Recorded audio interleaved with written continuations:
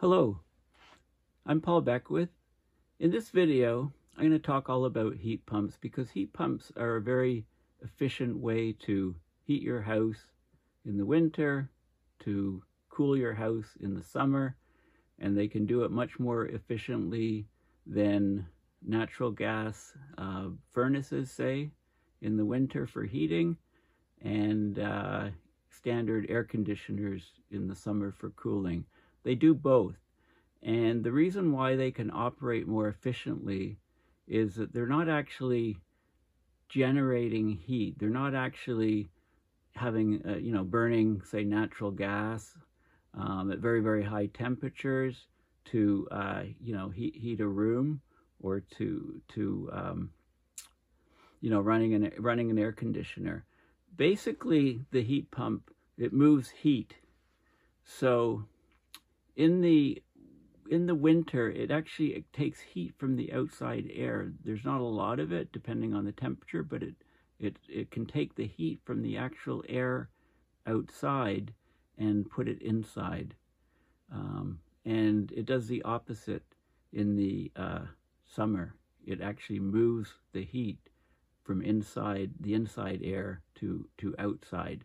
And it does this electrically, and it instead of talking about efficiency, you talk about a coefficient of performance, which is basically, about 2 or 3. Heat pumps are about 3 times more efficient than furnaces for heating your house. It used to be thought that they didn't work too well when in colder climates, but there's been technological advances recently that make them perfect for those conditions as well. So let's get right into the nitty-gritty here, because this is a very, very good thing to do for multiple reasons: for climate change, for indoor air quality, for efficiencies, for lowering your bills, both to cool and heat your house. So this image shows the system, how it works, and I'll get into that in a few minutes. But first of all, I want to show you basically an article that just came out yesterday, or a couple days ago, in fact. So the heat pump revolution is here. This is what you need to know. Heat pumps have become the tech of choice to keep homes warm, but what are they and how do they work? Okay, so you might think the name is a bit of a misnomer, but because it can cool your house in the summer, it also warms your house in the winter. So it can act as both. It can replace both the air conditioner and the furnace. So if you're getting your system replaced, it's definitely worth looking into, heat pumps. Okay, so few climate technologies have ever had a moment quite like the one heat pumps are currently enjoying. Okay, the share of electric vehicles and induction stove sales may be growing. Okay, electric vehicles, of course, we all know why we want to go to electric vehicles. Induction stoves are, lots of people have natural gas stoves, and there's methane leakage. Natural gas is methane, basically. And also there's the combustion products that end up inside the house if your house isn't properly ventilated. And this can cause huge problems, huge health problems. So there's a lot of sales of induction stoves to replace natural gas stoves. But they still, the sales of electric vehicles and induction stoves is still a sliver of all cars and stoves sold. So it's still very small market. But heat pump sales surpassed that of gas furnaces last year as the tech of choice to keep homes comfortable. Okay, so the sudden rise of the heat pump may have you wondering, what are they, how do they work, and are there incentives that can help lower the price? Okay, so the heat pump it's moving heat around from one place to another. And it can do that both in the summer and winter, moving heat from where you don't want it to where you want it. And the process is just reversed between the summer and winter. And it uses electricity to run the system, to move the fluids in the piping system. It doesn't use natural gas, which is methane gas. So it cuts down on greenhouse gas emissions, and it's much better for public health. It sounds like magic, but it's just physics. Okay, so how do they work? They pump heat from one place to another. It's actually the same thing that air conditioners do. They pump heat out of your house and draw cool air in. If you've ever stood outside next to an air conditioner, you know that it's very, very hot because the heat is being pushed out. So a heat pump can do the same thing in the summer, but in the winter, you reverse the process. So it pulls heat from the outside, even though the outside temperature is much lower, and it puts it into your house. Now, if the heat storage outside of the house is the ground, okay, which stays warmer than the air, then it's called a ground source heat pump. Most heat pumps that we're talking about are air source heat pumps. It actually takes the heat from the air, not the ground. Even better, or just as good as ground, using the ground as the outdoor heat sink, is to use a body of water, a pond, a river, a lake that's close by. If you happen to be fortunate enough to live close by to one, you can use that. So that's like that's another option. Are heat pumps better than gas furnaces? They're much more efficient. Okay, they're wildly more efficient. It's a lot easier to just move the heat around rather than from creating it by scratch, by lighting the gas, the natural gas or methane on fire, and then blowing the resulting heat around. Heat pumps they're at least 3 times more efficient than gas furnaces, 300% more efficient. And the comment here is, it's ridiculous to burn a fossil fuel at thousands of degrees to heat up your apartment by 10 to 20 degrees. Right? So it goes against the laws of thermodynamics. So the higher efficiency, which is at least 300% more efficient, that saves you money. One analysis showed it would save the average U.S. household would save $557 a year on its home energy bill to replace a furnace with a heat pump. Also, it's much safer to not pipe gas into your home on a regular basis due to a range of public health and safety impacts. If you've got improperly installed or maintained ventilation systems, and the pollution can be sucked into your home, and there's a danger of flammable material being transported to and ignited in your basement. Okay, replacing gas furnaces with heat pumps in every U.S. home could cut carbon emissions by 53%. Carbon emissions from homes. That would drop 142 metric tons.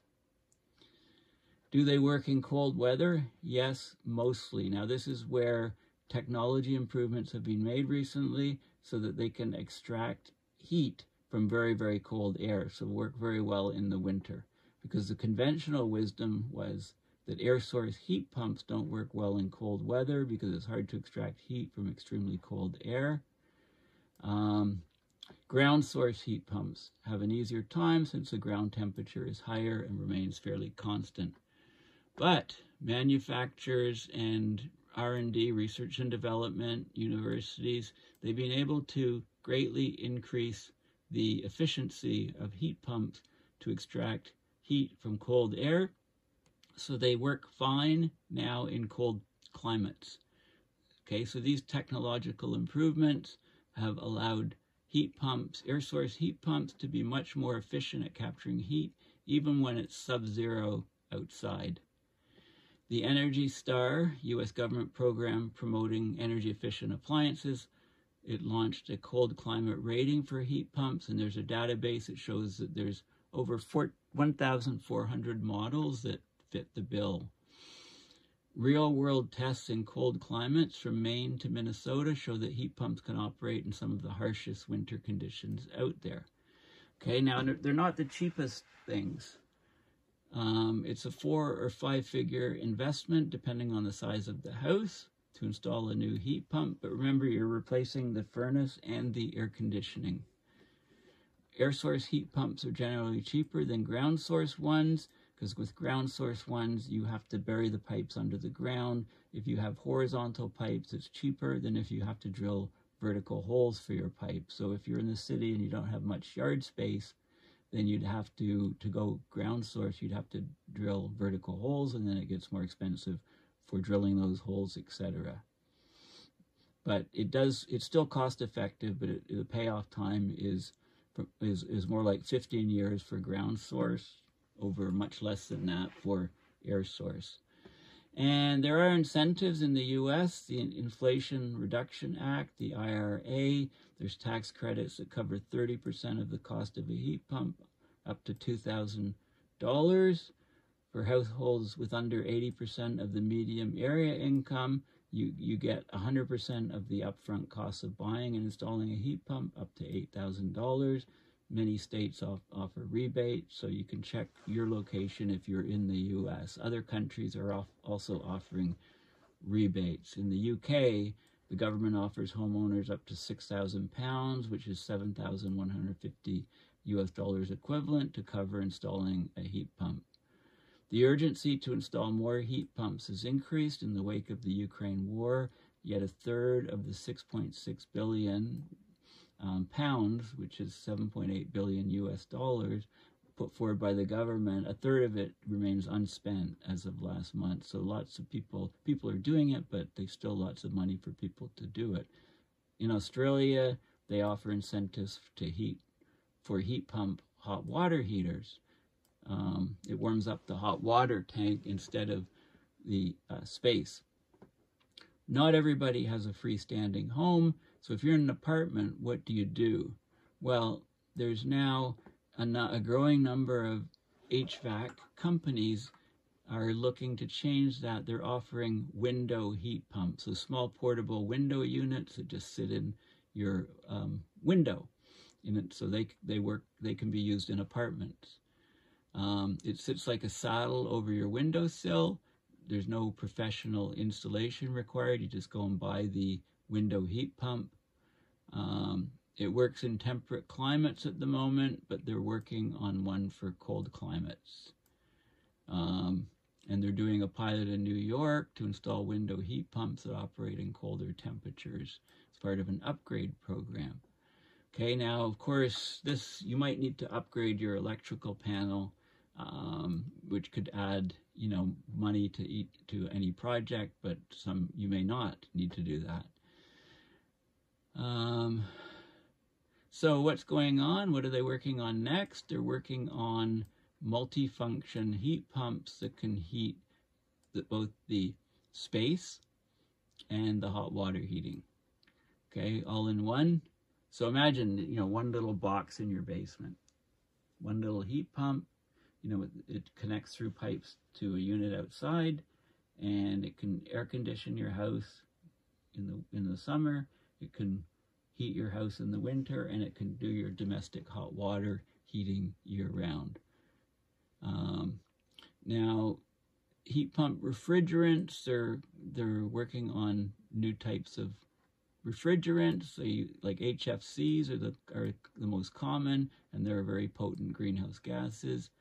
They're widespread because they replace CFCs that damage the ozone layer, but HFCs are now on their way out, and they're looking at climate-friendly ones, so they're doing some work. So there's a low-impact HFC called R32, but they're looking for better options, okay? So that's the gist of it. The heat pump revolution is here. So how does a heat pump work? So I went heat pump system. I Googled it on Google Images, and this is what we got here. So basically, you've got this unit outside. I think this is two separate units next to each other. One of them does one space. Okay, so it's a device that uses, a heat pump is a device that uses a small amount of energy to move heat from one location to another. Okay, heat pumps, they pull heat out of the air or the ground in the winter to heat a home or office building, and that's reversed in the summer. So they pull heat out of the building and they inject it into the air or ground to air condition, to cool down the space. Okay, so, and there's no need to install separate systems to heat and cool. It's all one system. They're definitely greener than a gas burning furnace. Yeah, so this is the image here, the air source heat pump heating cycle. So this is basically how it works. Okay, so what you're doing here is, it's cold outside, and inside your house it's warm. So how do you move heat from outside to inside your house when you're moving it from a cold area to a warm area? So you need energy input, which is electrical in this compressor, basically. So what you do is you run a fan here. You've got a coolant in here, and it's a liquid here. It's low pressure, low temperature liquid here. As it comes up through here, the outdoor air is blown onto it, and it causes evaporation of the fluid. It vaporizes it. Okay, and when you vaporize something, it requires energy. So it takes the energy from outside and vaporizes the fluid. So you've got low temperature, low pressure, low temperature liquid here, and now you have low pressure, low temperature vapor. Now you have a compressor, which basically it pulls in the low temperature, low pressure vapor, and it compresses it. It compresses the gas, and when you compress the gas, you heat things up. When you compress the gas, it heats up. Okay, so now you've got a high pressure, high temperature vapor. Okay, so it vaporizes the vapor is heated up and made high pressure, and then it comes in here, and it's high temperature and high pressure, so it goes through here, and a fan blows air over. So it blows the inside air over it, and it takes the heat from the vapor, the high pressure, high temperature vapor. When you take heat from a vapor, you condense it. So you end up with a high pressure, high temperature liquid out here, and the heat is passed inside the building. Now this high pressure, high temperature liquid is then expanded, okay, to a larger diameter with an expansion device. And when you expand a high pressure, high temperature liquid, then you get a low pressure, low temperature liquid, right? Expansion causes a cooling. So, and then the cycle just repeats. Okay, now what you do in the summer is you reverse the direction. You have a reversing valve, you reverse the direction, so things flow the opposite direction. Okay, so things flow the opposite direction, the heat is taken from the room, you know, everything's reversed. Okay, and so it works both ways. Americans bought more heat pumps than gas furnaces last year. Okay, this is even before the Inflation Reduction Act. Incentives kicked in. Over 4 million heat pumps were bought last year. Okay, so let's have a look at so Americans are buying more heat pumps for their homes than ever before. U.S. annual sales rose above 4 million units for the first time in 2022, outpacing sales of gas-powered furnaces. So this is heat pump sales in the U.S., okay, is the green line. Okay, heat pump sales, 4.3 million heat pumps sold in 2022 versus 3.9 million gas furnaces. So heat pumps have surpassed this. Heat pump sales for heating have surged past that for gas furnaces. And remember that people that bought these heat pumps can use them also for air conditioning. Okay, so this is a huge deal because heat pumps run on electricity instead of fossil fuel gases. They're up to 3 times more efficient than gas furnaces for heating. Plus, they act as air conditioners when the weather is warm, serving as a double-duty appliance. Okay, so there's policy incentives to boost them. There's some areas that are better than others in terms of uptake, but global sales of heat pumps are set to soar to record levels in coming years as the global energy crisis accelerates their adoption. So the energy crisis in Europe has greatly accelerated the adoption, but there's policy action needed to unblock bottlenecks such as upfront costs and training workers. Okay. And the global energy crisis is driving a surge in heat pumps, so here is the percentage heat pump sales growth rate in 2022. So you can see, Poland, Italy over 60%, France approaching 40%, Germany approaching. So, the European countries have surged with heat pumps because of the energy crisis with the Russia and Ukraine, and the U.S. Other countries are also growing now. Okay, so this is awesome news. Now, also, this is actually very surprisingly high, but 1 in 8 cases of asthma in U.S. kids is caused by gas stove pollution.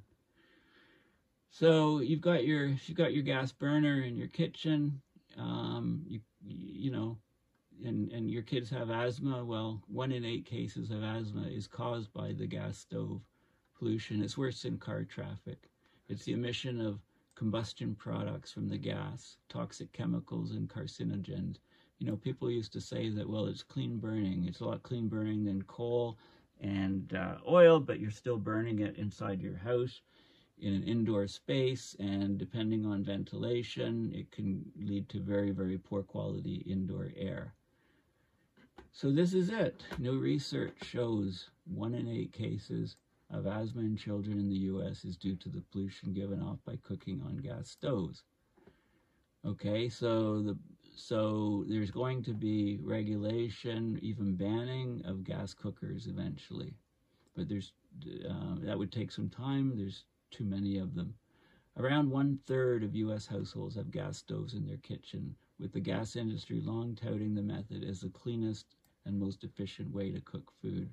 But research has repeatedly found the emission of toxic chemicals and carcinogens from gas stoves, even when they're turned off. There's leakage, is creating a miasma of indoor pollution that can be several times worse than the pollution experienced outdoors. Now, this is no coincidence that this is been coming out now, because people started looking a lot more closely at indoor air quality with the pandemic, right? Because the virus is airborne, it's spread. Okay, so it's also nitrogen dioxide that comes from the stoves. So 12.7% of all current cases of childhood asthma in the U.S. are due to the use of gas stoves. That means that with around 5 million children in the U.S. experiencing asthma, about 650,000 people aged under 18 could be suffering asthma attacks and having to use inhalers because of the presence of gas stoves in their home. Okay, so there were epidemiologists in the U.S. and Australia doing this work with the Carbon-Free Buildings program. And yeah, it's terrible irony that we spend most of our time indoors, and yet there are no indoor pollution limits. Okay, we need to monitor indoor air quality and for pollution, but also for CO2 buildup, because then we know that the ventilation isn't sufficient, and that also monitoring it and ensuring indoor air quality is good greatly reduces the risk of getting viruses from other people, you know, whether in a pandemic or normal flu viruses or colds, and so on.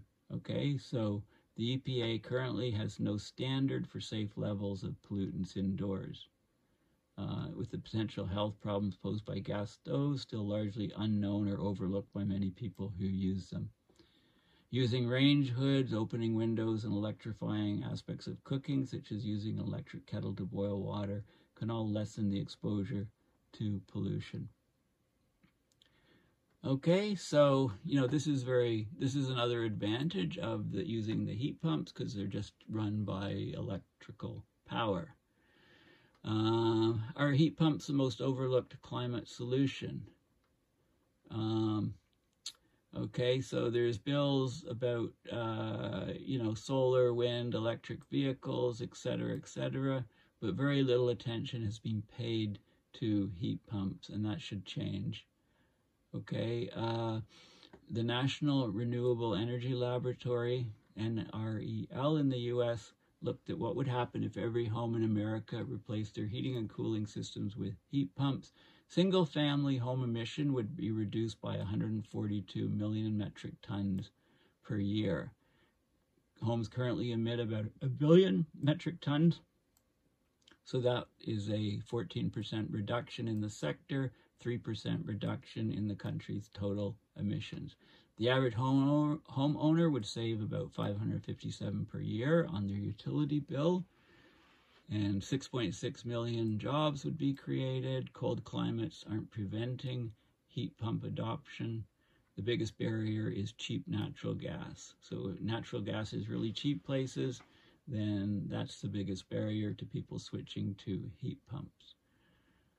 Okay, so this is to decarbonize the housing sector. We want to electrify all equipment and appliances with the most efficient technology available and transition to a 100% renewable grid.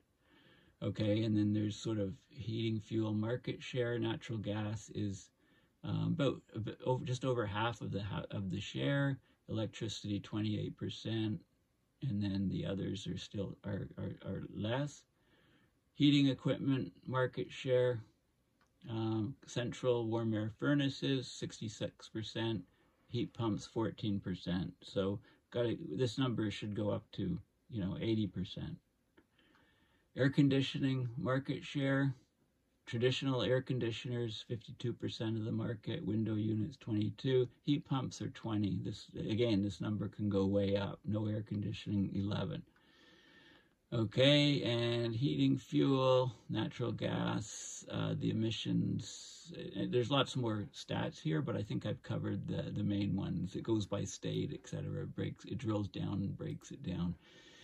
So gas appliances pollute indoor and outdoor air, okay? A Rocky Mountain Institute report, that's the RMI report, shows that, okay? So some people are switching and from natural gas for appliances. Now, this is a peer-reviewed paper in Energy Policy, greenhouse gas emission forecasts for electrification of space heating in residential homes in the U.S. I'll just talk about the summary. So they did a forecast of emissions for operating either a heat pump or gas furnace for residential heating, house heating, over a 15-year period, starting in 2022 and going through 2036 in 6 regions in the U.S. And the heat pump emission reductions for a heat pump over furnace would be 38 to 53% less CO2, 53 to 67% lowering of the 20-year global warming potential, 44 to 60% lowering of 100-year global warming potential. The impact of fugitive emissions from the furnace is significantly higher than that of the heat pump. Okay, so basically this study, you know, looks at all of the details, the coefficients of performance and the those different regions, and it came up with lots of interesting results. This is the reduction of CO2 that we're looking at across the U.S., 40 to 50% reduction of CO2. Right, huge reductions, and then it divides it down into the various regions. Okay, so it seems like a no-brainer. You know, if you go on if you go and look at the heat pump list of approved devices in the U.S., there's like numbers galore. I mean, they give the coefficient of performance. That's an important number. The higher, the better. And there's a unit goes inside, a unit goes outside. You connect them with the pipes, and you're good to go. You just need an electricity source. There's all kinds of information. Here's one. This guy installed my own mini split heat pump, do it yourself. You know, bought a system and installed it himself if you're of that bent. And window heat pumps. I mentioned window heat pumps. So they have window heat pumps available for, you know, they can you just basically, here it is here. So you've just taken out one of the window panes and you just stick this thing in. All you need is a window that opens, and you stick it in, you hang it over the edge and run it. They're versatile. It lets you be comfortable, cool in the summer and warm in the winter. It's perfect for apartments. Okay, and they've got decent units for when it's temperate climates. It doesn't get too cold outside, and they're working on units for when it gets very, very cold outside. And these are all air source window heat pumps. Okay, so there you go. So in summary, you know, we can call it a heat pump revolution for greatly reducing emissions from people's houses, and you can get larger units for commercial spaces. Okay, well, thank you for listening. Please consider going to my website, paulbeckwith.net, and donating to support my research and videos and work. So thanks again for listening, and bye for now.